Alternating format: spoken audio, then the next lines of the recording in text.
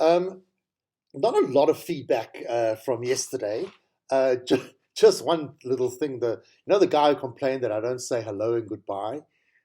He messaged me again, and he's very angry. He says, "I can't believe you complicate things so much. It's not that complicated." And and he started talking about culture. Started telling me about in most cultures it's offensive not to say hello and goodbye, and go carrying on and on. And I, you got to understand, this is my culture. My culture is just to start talking, I suppose. So you need to respect my culture, I suppose. But having said that, maybe I need to consider other people's cultures. Look, I will look into it. Send me another message, and maybe you got extra feedback. It's always great to see that.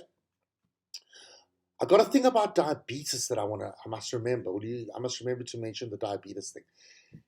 President Biden, like I told you before, I've kind of avoided criticizing him. I haven't really said much about him since the middle of January because I was just so happy that Trump was gone.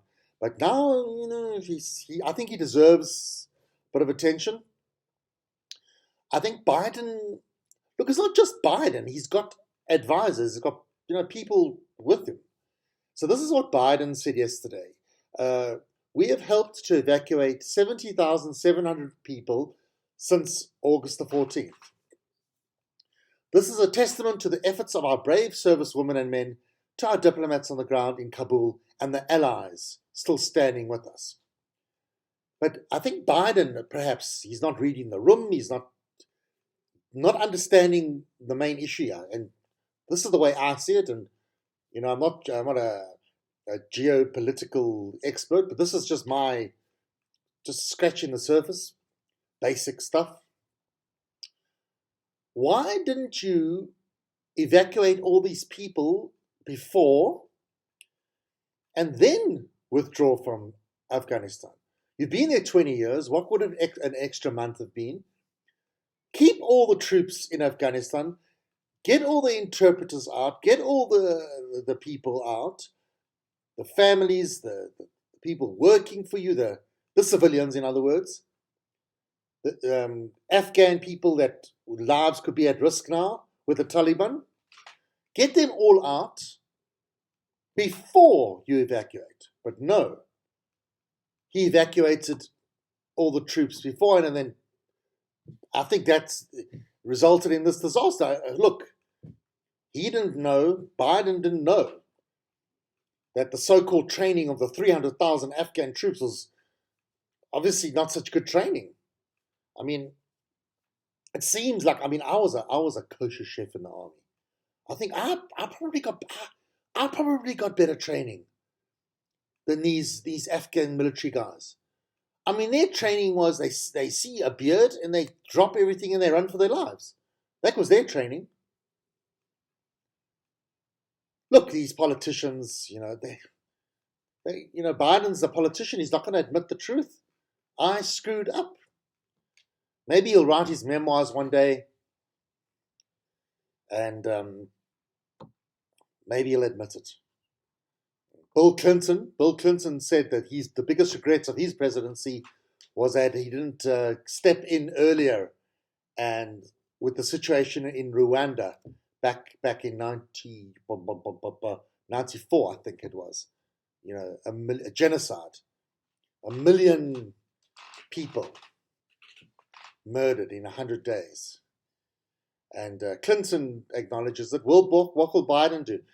Bigger picture, will Biden get a second term? That's the bigger historical picture going forward. Because America the world cannot afford another Trump or another Trumpist type person in 3 years' time. 4 years? Well, 3.5 years' time. 3.5 years' time. Can't afford it. So let's hope Biden can hang around. I see Air BnB have stepped in. They've pledged to provide free housing for 20,000 Afghan refugees, obviously in America. And the CEO, Brian Chesky, I don't know, Now we know the CEO of Airbnb is Brian Chesky. He said Airbnb would pay for the stays. Doesn't say how many days, like how long are they going to stay there for? It's tricky. And maybe they've got a deal, if you're an Afghan refugee, maybe after 40 days or 60 days, you've got to find something else. I don't know. But it's not, it's good. It's nice charity. You know, you got to be careful. Sometimes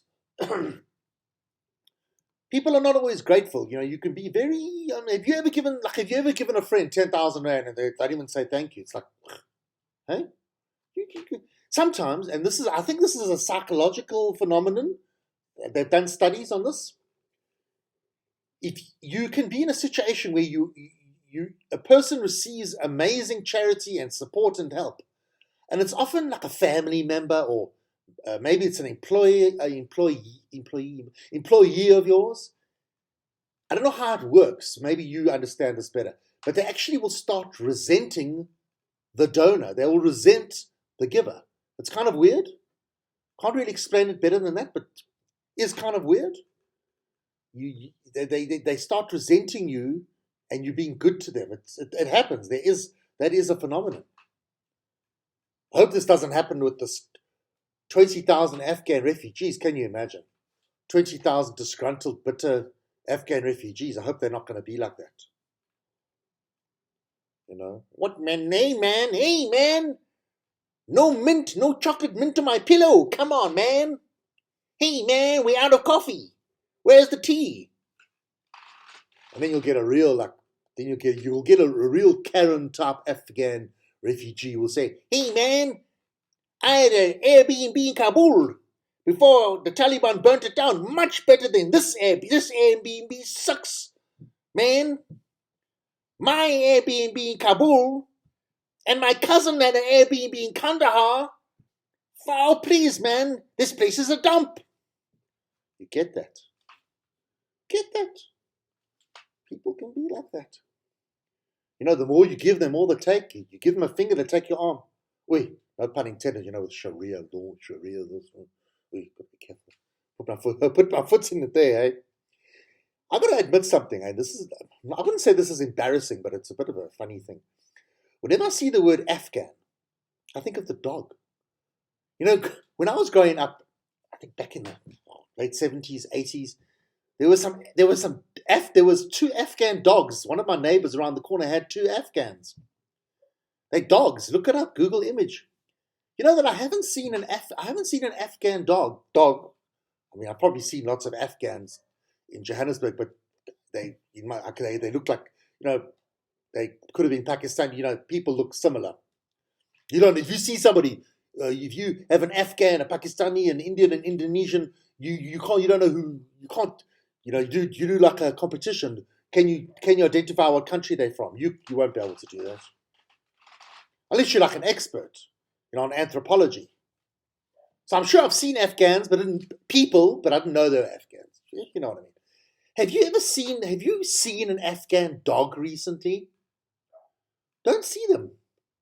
Maybe in parts of because I live in Johannesburg. Maybe there's some parts of Cape Town where the dog is popular, or Bloemfontein, or Port KUWTK.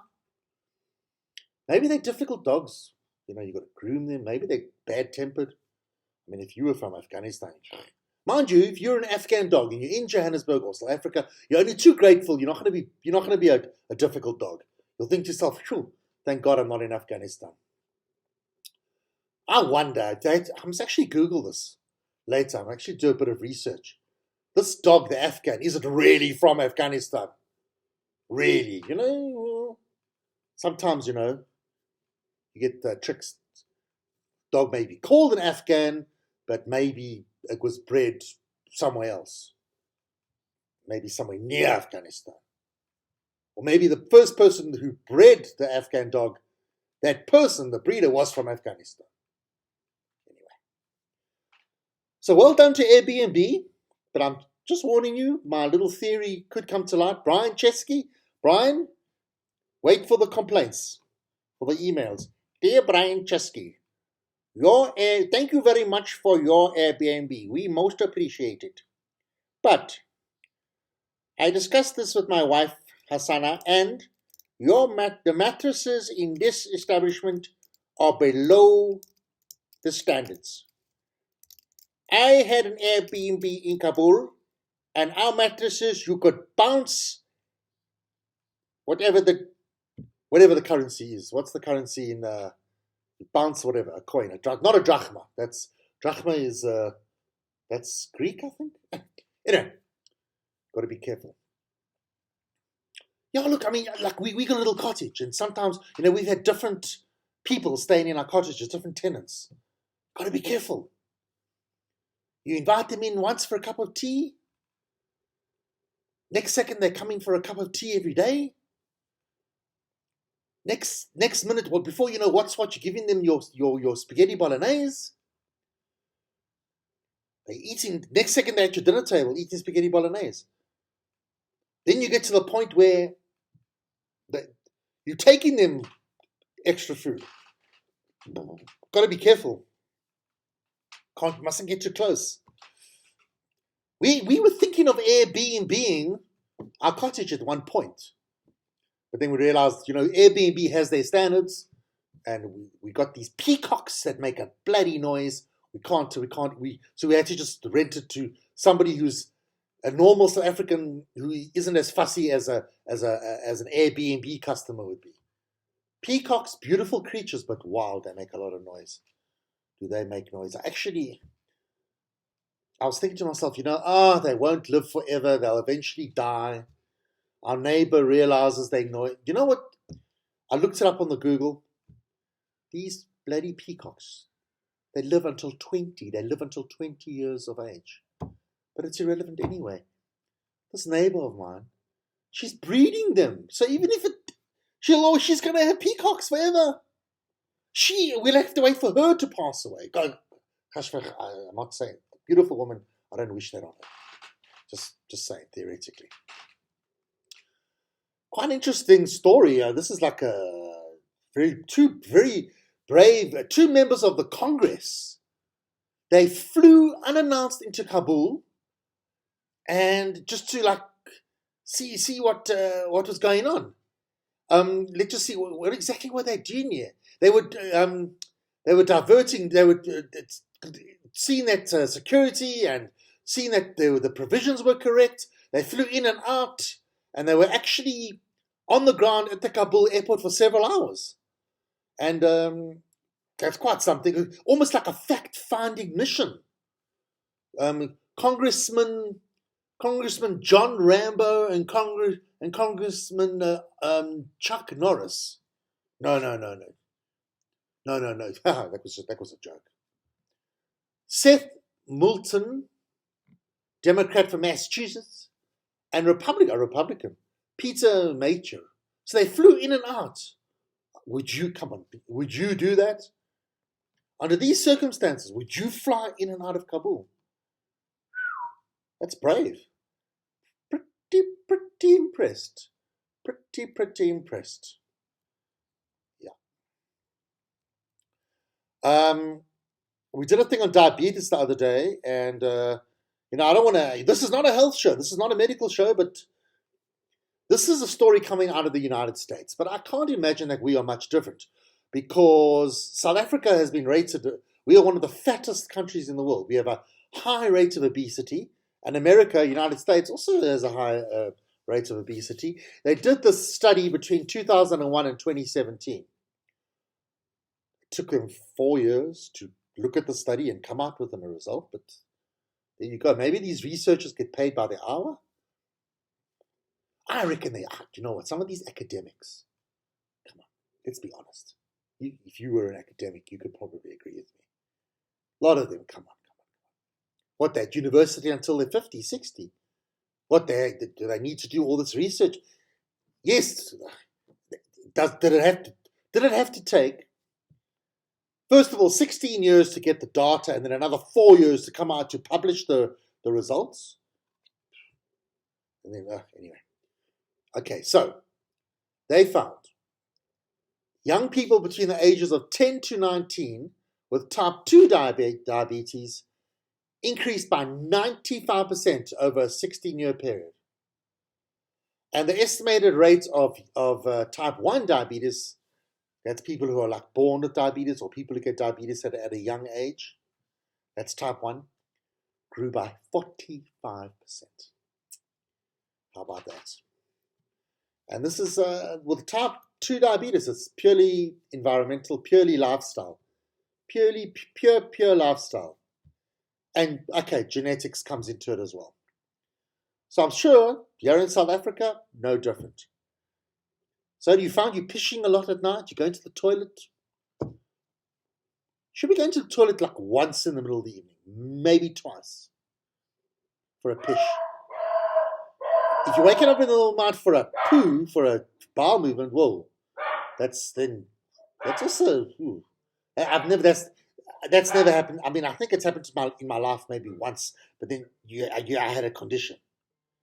But if you're doing this on a regular basis, okay, hang on 1 second. Oh, I knew this would happen.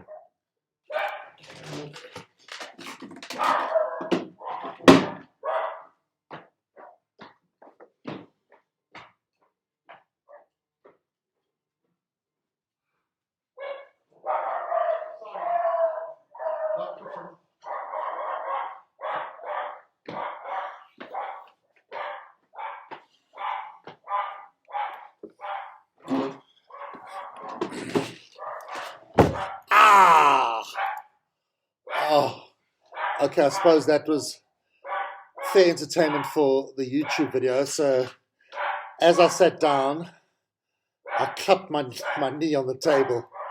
Oh dear. Okay, it wasn't as bad. I'm being over dramatic. It actually wasn't that sore at all, but you know how it is. It's more, you get a bit of a shock. And I think also I hit my bad knee. I've got what you call a bad knee. When you get to a certain age, you develop bad things. Got a bad shoulder. This is my bad ear, sonny. Talk to my right ear. That hearing is better. Whew. So, the diabetes, please take it seriously. If you're 40, 45 onwards, diabetes, check your blood glucose, cholesterol, blood pressure, because those things there aren't many symptoms. It's suddenly, it just deteriorates your body, and then one day when you're 60, 70, 80, tickets. You get out. I mentioned it last time. You'll just watch one of the old episodes. You can't listen to Harry Seftel, Professor Harry Seftel, medically speaking, because Harry's show ended years ago. So we can't do that. There's so much. There's so many horrible things going on in the world, and horrible things going on in South Africa, and I think most of us, I'm guilty of this myself, we distance ourselves from these things. We pretend it's not not on our doorstep, and then when things happen closer to home, that's when you start worrying. Start looking at immigration websites, how to get to Canada, how to get to Israel, how to get, that kind of stuff. And I think the most obvious one is, over the years, this has been going on for 20, 30, 40 years, the taxi wars. I mean, every month, a taxi boss gets assassinated, and you think to yourself, well, I'm not in the taxi industry, or I don't catch a taxi, or that's not the taxi rank I go to. And this is a very worrying story. So this informant, she was going to be a witness in one of the corruption cases of irregular contracts in the health department. In the Gauteng health department, there was a personal protection equipment scandal where there was corruption and irregular expenditures and whatever. And the chief financial officer, Babita Deokaran, she had uncovered the corruption, and she was going to be the main witness. Shot dead. Dropped her child off at school, apparently. I heard this morning that she actually had dropped her child off at school because they said that she was shot outside her house. Anyway, that doesn't matter. It does matter, but shot dead. She didn't die immediately. She died in hospital. Assassinations, eh?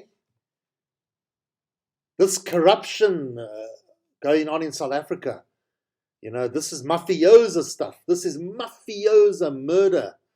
They're killing. They will assassinate you. And it's very, and also, I mean, where does this come down to? I think, why aren't these people being protected? I mean, this Babita Deokaran, she should have been immediately in some witness protection program, in some safe house, in some horrible, dingy hotel, being hidden away with a police at her door. And I suppose maybe the authorities thought this only happens in the movies. No, this is you. We should be worried because these corruption, these criminals, these corrupt people, they're willing to murder. And when you're dealing with 20 million rand, 100 million rand, a billion rand, you do murder. Sure. And doesn't fill me with confidence when I see our police minister, Bheki Cele. Doesn't fill me with confidence. He doesn't come across great. Eh? I mean, you know what he said yesterday? Ugh. Let me read this to you. Ugh. Police Minister Bheki Cele has thanked the police for the beautiful job, in inverted commas, beautiful job they have done during the recent unrest, which saw wanton looting and destruction of property and led to more than 300 deaths in KwaZulu-Natal and Gauteng. Beautiful job. I'm just stunned. Beautiful job. Don't know about that, eh? And I should end now just because it's getting worse. The podcast is deteriorating. Well, it deteriorated when I had to run away and for a minute, so that ruined the YouTube whatever. Oh well, we have to get used. That's going to happen. Tembi, this is a story coming out of Mpumalanga, another corruption story. Tembi Masilela, now she's the mayor of the in Nkangala district in Mpumalanga. And she's among 9 people arrested for alleged defrauding the municipality. They appeared briefly in the Middlesbrough Magistrates Court. They were released on bail of 10,000 Rand each. And they've been charged with theft, forgery, and contravening the Public Finance Management Act. And what are they up for? What are they? Yeah, it's a lot of it's 200 and something million rand gone. And I looked at a picture of this Tembi Masilela, and how do you go? How did she become the mayor? I don't know her history. Does she have a criminal record? Do they give her tests? Do they test her? You can't. So maybe it was unavoidable. She got into this position. But then apparently upon investigation, a high school yearbook, she was voted most likely to defraud the Nkangala district in Mpumalanga. So that was a clue. Apparently, you got to see those. You got to see those things. Yes, when people are at school, you're at school with people. They can be pretty rough and a bit dodgy, but later on in life they do change. So you can't judge people on what they say, what it says in the yearbook. But there you go. Oh boy. Maybe I should finish on this final thing because this gives chutzpah. This is a chutzpah. The Jacob Zuma Foundation has appealed to South Africa and the world to lend a helping hand and donate towards former President Jacob Zuma's mounting legal bills. What a chutzpah, hey? I can imagine people are donating. I mean, I thought I had a chutzpah. I had a chutzpah to mention Patreon to you, to donate to my Patreon account. By the way, will you donate to my Patreon account? Oh, another thing. If you go to the YouTube, will you subscribe? Click on subscribe. I'd appreciate that. And what else? And that's about it. Yeah. Goodbye. Have a lovely day.